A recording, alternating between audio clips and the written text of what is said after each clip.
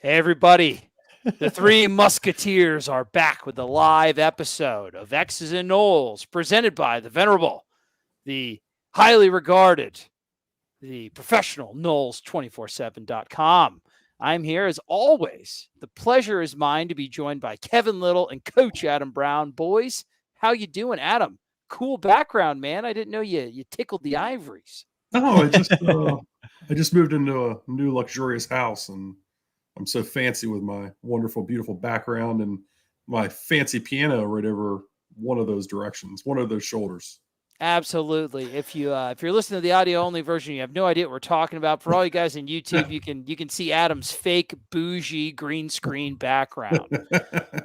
Well, guys, they're excited. I'm excited because the off season is done. It's over. Kaput, ski, done. We get to talk about real live football because today was the first day of FSU practice, and we are going to break down we're going to squeeze every last bit of content out of those 8-minute highlights because we get to talk about some real deal live, just happened today, yesterday, if you're listening on Thursday, honest to goodness football. Guys, before I talk about your excitement level, I want you to give you a minute to compose yourselves. Got a sick deal going on at Noles247.com. Listen, you get a whole year for 60%. Come on, guys. That gives you the best coverage in the biz. That gets you all access to the discussion on the forum. That's going to give you all of the videos that we're going to do both on the X's and Noles YouTube page and the Noles 24/7 page. And guess what, guys? Does your kid like Paw Patrol? Duh, which kid doesn't? Chase is on the case. You get also a full year of Paramount Plus for free. And trust me, that has saved your boy quite a bit. Rubble on the double. Now, listen, so subscribe, and tell them we sent you. It makes us look better. Also, speaking of subscriptions, we're on the Noles 24/7 YouTube page, which is just mushroom cloud blown up. So I would say if you haven't subscribed to that, subscribe to that along with the X's and Noles YouTube page. We're going to be it's going to be split based on what type of film we're using. So just subscribe to both, turn your notifications on, get in on it before the season, and you'll be ready to go. Whew, guys, I am so tired of pimping stuff out. It is your turn to talk and be excited. Are you guys excited from what you saw from day one? And what are your first impressions? And what things are you looking for as practice progresses? Let AB take it. Oh, Trey, it's day one. We got fancy pictures of guys walking onto the practice field. Yeah, some jogging. There's not a hell of a lot more that gets me jazzed up than a guy walking to a practice field. All right, just let him. Brendan's out there snapping pictures of the big beef eaters. Robert Cooper, Fabian Lovett. He's got like the half cut shirt on. I mean, it's just what you show up for. It's what this time of year is all about. Guys walking to practice fields, and then you get what 8, 9, 10 minutes of their warm-ups in and guys doing some squats on the field. I mean, good calisthenics. We're a big pro calisthenics YouTube show here, guys. It's look, it's day one of football season. If you're a red-blooded American, that's what you live for, right? Day one of football season. The Eagles were don't bring your my background. Don't bring your birds into this. Hey, I will bring my birds into this because they were on the practice fields today. So were the Noles. It was an exciting time, and I think my favorite part of it was going on the Noles 24/7 and reading Brendan's practice report after practice. Yeah, smothered, covered, hash browns as far as the coverage goes. It was impressive. They had it from all angles, and Adam's right. It's funny. He did mention the old standard football first day of practice, crop tops, the bellies hanging out. But I think that is, jokes aside, navel gazing aside, I think that is going to be one of the storylines to watch is the body transformation and the composition differences that some of these guys are going to be talking about. You're going to see on the video because it looks like strength and conditioning coach Josh Storms has had it seems like a very good offseason session with a lot of these guys. And the results, I know we talked weights all last episode, but the results you can actually see. Seeing is believing. Kevin, what do you want to talk about? You want to talk about like 20-year-old navels? Like what caught your eye day one of practice? We know what caught Adam's eye. Yeah, I mean, I think we left spring with a lot of momentum. I think the summer we heard great things about Josh Storms. I think in those pictures it was kind of, maybe it didn't do some of the kids justice, but by all accounts, the people that saw everybody in person, it was exciting. I think the excitement for me centers around kind of what they've done to this offensive line room. They've got, we're arguing over how many, like, who can fit into what spot when we're trying to fit in a guy that was our starting left tackle as a true freshman a couple years ago. Now we're trying to fit him in somewhere. That's a good place to be. And it by all accounts, it seems like that room specifically has taken a step forward. And it's really a room that people have been criticizing for the past 5 years. And so it's kind of good to have some momentum going with that. And it's exciting. And I think there's some big question marks that wanted to be answered from this first practice. I think we got some answers, but it's still a long fall camp, and it's a good time. Absolutely. And that's right. I think 10 new additions to the offensive line group over the offseason, just a platoon of new dudes. Kevin was the great point, Kevin. You were talking about Darius Washington. That's a kid that started for us at tackle his freshman year. And now it's like, where's he going to go? Is he going to be a part of the starting five? Is he going to be like behind? We don't know. Obviously, we're talking about practice, so we're not supposed to talk about like depth chart stuff. So we're just going to talk about the performances and what we saw, what we analyzed. Now, guys, before we get into the film, are there any storylines that you're watching as camp progresses, any positional battles, or any things that maybe our learned audience should take note of when they're reading the Noles 24/7 practice reports and watching our videos? Kevin, go ahead. Yeah, I was just thinking about that. Let me see if I can pull something up. Let AB address it, and then I'll come back. As he did on Noles 24/7 court, my man is coming with evidence. Adam, speak from the heart, my man. What are you looking for? Like, what's the camp storyline to watch in your opinion? I mean, I think there's a lot of them because for the first time in quite a while, we've got multiple position battles that actually matter, right? I mean, right. It's all over the place. We've got, I could think of 2, maybe even 3 on the offensive line alone. I think that's where my head's going to be at through this camp is where's the progress on that offensive line at? Where are they going to finish? What's the finished product going to look like? Are they going to be a group we're going to be able to rely on throughout the season to run the football, which is a staple of what Mike Norvell and Alex Atkins want to do as an offense, and their foundation is built around running the football. And then defensively, where's the cohesiveness in the secondary?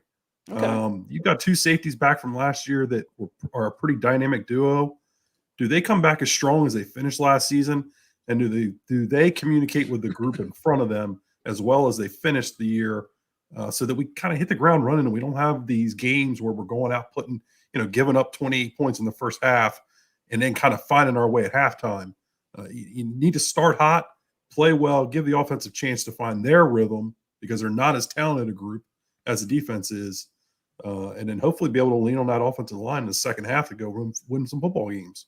That's a good point, Adam. Kind of capture the momentum that you had from the second half of the season, and then also a lot of the momentum that you built in with spring. Mike Norvell mentioned in his press conferences he's very excited about this group because there are a lot of guys returning. There's a lot less chaos today. Mike Norvell mentioned there was a lot of install today. He threw a lot of stuff at him, and there didn't seem to be the chaos and discombobulation that there had been before because this is an experienced group. They know what Mike Norvell wants and expects. So I'm with you. Let's hit the ground running and start off because for a whole plethora of reasons, job security of the head man or recruiting implications, they do need to get off to a hot start at the beginning of the year. Kevin, what do you think? Storyline to watch? Yeah, so you know me, I want to bring up visuals. So I bet you would. Here's my little chalkboard. For me, I'm going to be watching the wide receiver room pretty specifically when I will be able to make it out to practices, and that's for 2 reasons. Because I think that realistically, there are 2 really high potential prospects on the wide receiver room, and depending on how successful they are, really can dictate the overall success of the offense. So, okay.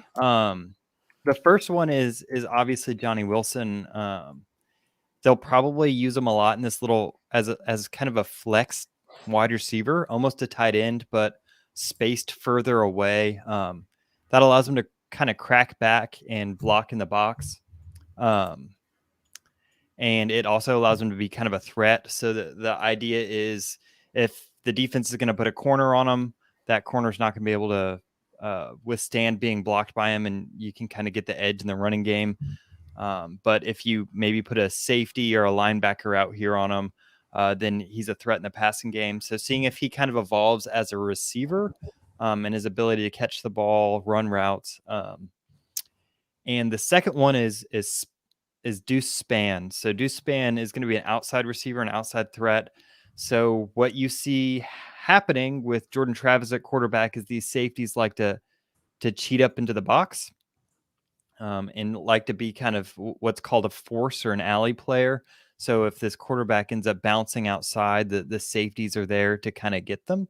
So by having someone that can take the top off the defense potentially, so he's got the inline speed. So if you see that he's able to beat a corner one-on-one just in a straight line, and these safeties are cheating up, so the corner has no help, that means that you can start to take the lid off the offense, which really opens back up the running game. So both of those guys are guys that were really kind of raw in the spring.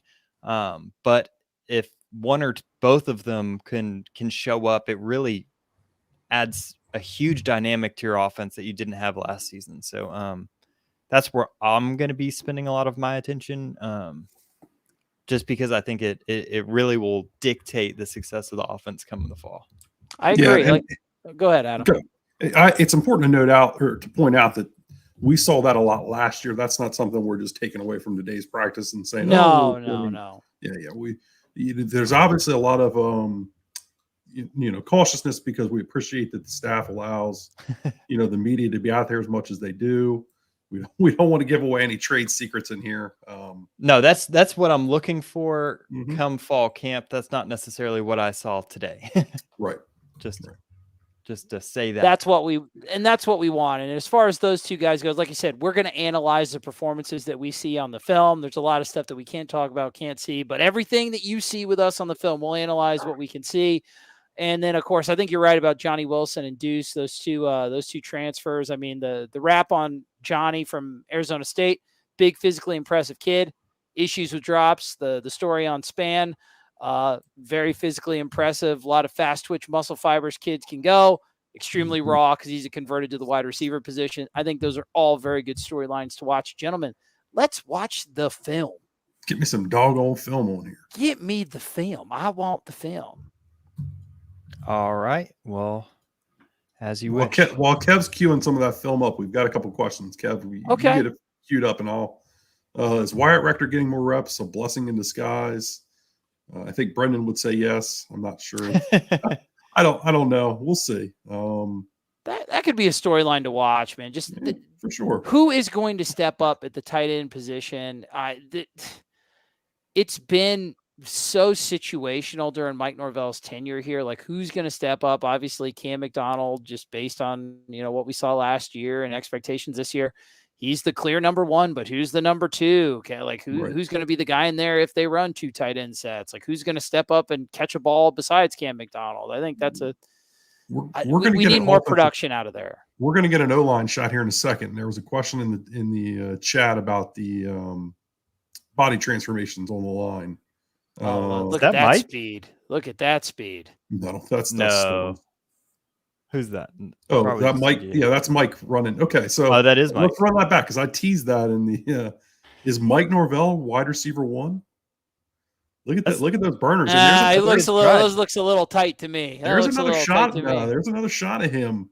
He runs Coop down from like 20 yards behind. Look, Trey, he's faster than Robert Cooper, He runs Coop down. I don't know, man. I think Mike might still have it. We might need to sneak him out there. I wouldn't mind seeing Mike line up in the slot if he brought the cornrows back and the dirty guy goatee. That was a look. Mike used to look like $1 trillion. I'd like him to bring that back, but I digress. I want to talk about this. I want to talk about quarterbacks.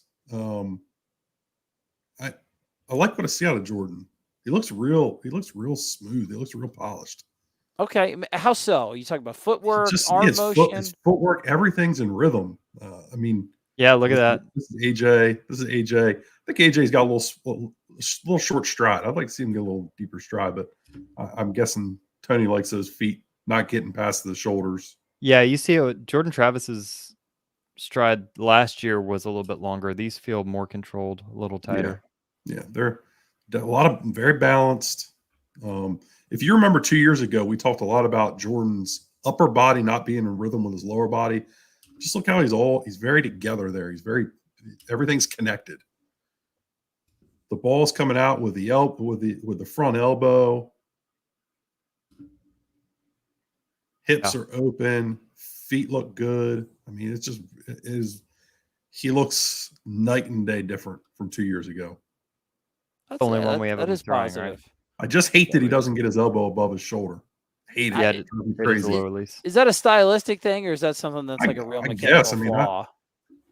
I don't think it's a flaw because he does throw the ball okay, but I think it does impact his accuracy. I mean, I've always been taught that if the ball doesn't get to what they call it's been referred to me as a 0 point, which is 45 degrees out from your neck and above the shoulder, that you're going to have problems with accuracy. And I mean, we have seen that with Jordan some, but he does get the ball out well.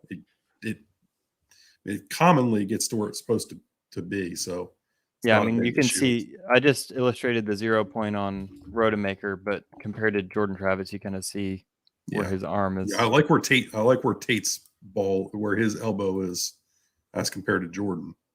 Tate has a very conventional throwing motion. Jordan Travis. Yeah. Jordan, I feel like that creates a little drag. I would love to hear from Tony what he thinks about that. I think you can get away with it if your footwork is clean. You know, I think that's the more important part. I think we're leaning more and more towards understanding that footwork is probably the most important part about being a quarterback. And yeah, I agree.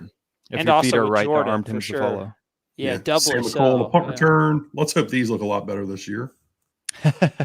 I think I would imagine they've invested in athletes for those spots. I would imagine that they will. Yeah, it seems so.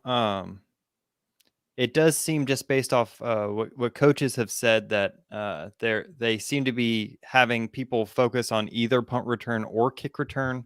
So probably not doing both. And so I think that hopefully you'll see that kind of pay dividends in the sense of they can be specialists in a sense.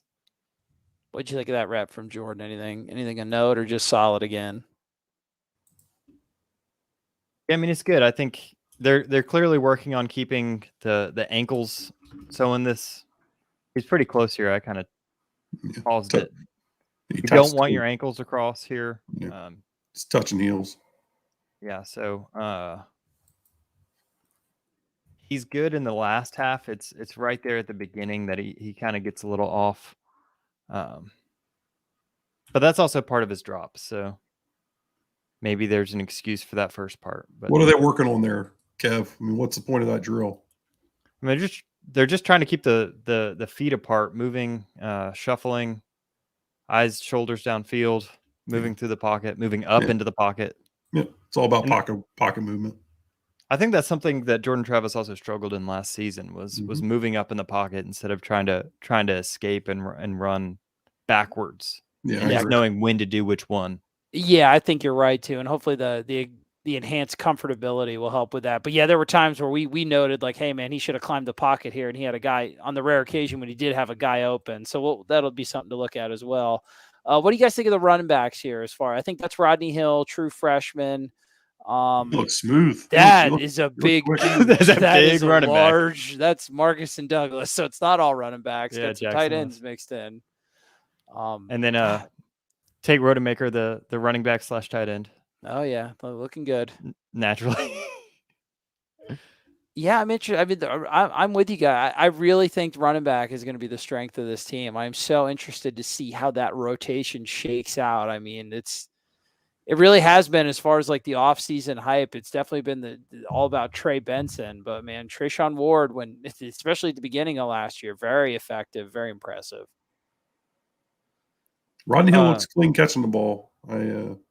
There's some different clips of him throughout the videos. Thought he caught the ball really well. Might be a guy you see out in, they like to run some 22 personnel, put him out in the slot, and let him do some things. Yeah. So this is Span. This is the guy I was talking about earlier, right here. So just seeing him, if he's getting better at catching the ball, if he's running better routes, something we'll keep an eye on. Was that Trayshawn Ward? Yeah, it was. It's a nice little back shoulder catch. Yeah. Jackson West, who supposedly caught the ball better today. He wasn't in here, but Kentron catching the back shoulder. What a Is shocker. that Kentron? Yeah, that's Kentron. Oh, yeah. Which is it? That was when we've seen him produce. That's been his route. That's been his route, right? The old back shoulder specialist. Kind of a make or break year for him, I would say also. Make or break camp, honestly. Yeah. All right, this was exciting me. Deuce Span, he is explosive. Yeah, this is what I'm talking about. Different. We haven't seen that in a little while. That looks clean. That looks like an athlete. We've been missing that. Yeah, and by we, I mean, Seminole people, Seminole fans watching. That's right. Be objective. Put your objectivity hat on there. I'm trying not to, but I get a little giddy when I watch the film. Sorry. No, man. It's like you said, there's a stark difference from what we've seen back there. And we need some production of the special teams this year. That's something we can't keep punting on. Now, look at all this beef, Adam Brown. My God. There's my boy, Bless Harris. Just sheer numbers. Sheer numbers, man. Look at that. Just massive humanity. Alex Atkins doing work. That's 335. Robert Scott on the left. Yeah, he looks good. Smith looks like he's actually got a stomach now. Like Bless Harris. That's the first kid that looks like an actual offensive tackle that we've seen in a while. Yeah. People sleep on him because of where he came from, but I'm with you, AB. I thought he looked good in the spring, and he looks good here. I mean, Turnitine's a huge individual, and Bless Harris. Damn right he is. Bless Harris looks like a tackle standing next to Turnitine, Yeah. There's a guy that I talked to, through different various places, and he's had a couple players that he's coached in the past that were at South Carolina last year, and he was telling me that from what he's seen at Turntine, and he saw him in person last year at South Carolina, that he looks night and day different. As far as body composition, really gotten himself into shape. Yeah, he does look slimmed up. Yeah. So I know that people have kind of dumped on that take a little bit, that, was he worth a scholarship and all those things? If he's motivated and if he's in shape, he put a couple of good games together. We watched that Florida film. He actually put a pretty good performance on tape in that Florida game last year. If he's in shape and he's motivated, we might have a legitimate battle. Yeah, like potential to possibly crack the starting five, maybe. Oh yeah, I mean, at least be a valuable player. I mean, he put in meaningful snaps. I'm not sure everybody's even considering him that. Right? Yeah, he did. I mean, it's true. It was inconsistent, but yeah, he was in there. So that would be a very positive development. And this is what Azariah Thomas, right, working in special teams. Mm-hmm. There's another body type that just looks different. A lot of guys, a lot of new faces in here that they don't look like what's been running around out there the last couple of years. And I think you can hear that in Mike's voice too when he talked about this team. I think he knows he's got some guys that can play some ball. Yeah, I think as it stands now, there are very few holes on the roster, and if you can get some of these guys that are built different to step up, then yeah. And I'm not out here projecting 10 wins because I think that the holes are the ceiling of the talent of some of these guys. Sure, I'm not sure that that's there, but I do think you got. I mean, yeah, I just think you got some guys coming in here finally that look and play a little different. Yeah, the question is going to be if there's enough of those guys. Right. But yeah, I'm with you, Adam. Go ahead, Kevin. What were you saying? Is 32's Dix here, right? Yeah. He's slimmed up a little bit. He's a freaking manimal. Yeah, he is. I mean, so I think the jury's still out on some of the linebackers. That's going to be something else that I'm really interested in and follow as we get more information on them and how they look in practice. Yeah, I made that video, I think last week, about kind of criticizing them, but I think there's some potential there, and I think that might be Lundy. No, that's 45. No, not him. The third in line here. Hard to tell. Yeah, tough to see the numbers. Well, that was a kid, though, as far as like when the old twit pics came out, man. DJ Lundy was a walk into practice. That was him, Kevin. He was a walk into practice superstar, man. That kid looks so much different than when he first came to campus. Yeah, I think as we are able to see him put on pads and move in space a little bit more, we'll kind of get a better feel for kind of where he is. I think he can also be more in that kind of I mean, there's a lot of potential there for DJ Lundy, but I think that he's best suited as a kind of a situational guy until he gets a better feel for the passing game and moving around in space. And so I think, ooh, who's 44? Is that Josh Farmer? I believe so. I don't think Josh Farmer would be catching the football. No, him right there. That's Josh Farmer, right? Oh, yes, sorry. No, yeah, I'm talking about this play. Yeah, that's a kid that came to campus and ready to work, man. I wonder how much playing time he's going to get this year. Got to figure he's going to be in the rotation, but the problem is who comes off the field. They've got some bodies up front. Yeah. All right, let's fast forward a little here, Kev. Let's get the juicy stuff. Guys slapping bags. Come on. Is that day one, man? Yeah, they're working some edge rushing. Is that Jimmy? With the D-backs. I mean, these are warm-up drills. I mean, these are things that they're just teaching some skills. Oh God, hey, we get the first 15 minutes of practice. And we're going to enjoy all 15 minutes of it. What do you think, man? What are you looking for here, Adam, as a former trenches coach? What do you look for here? And it's a warm-up drill, but what are the things that that Odell would be focusing on? Odell getting the hips flipped, good hard hand slap, and then getting up the field. I don't know about you, AB, but I think that first step looks like something we've done a lot of talking about. Yeah, that doesn't look like it's forward. It looks like it's to the side. Yeah, and interesting. And to the sides, blocking space rather than a man, possibly.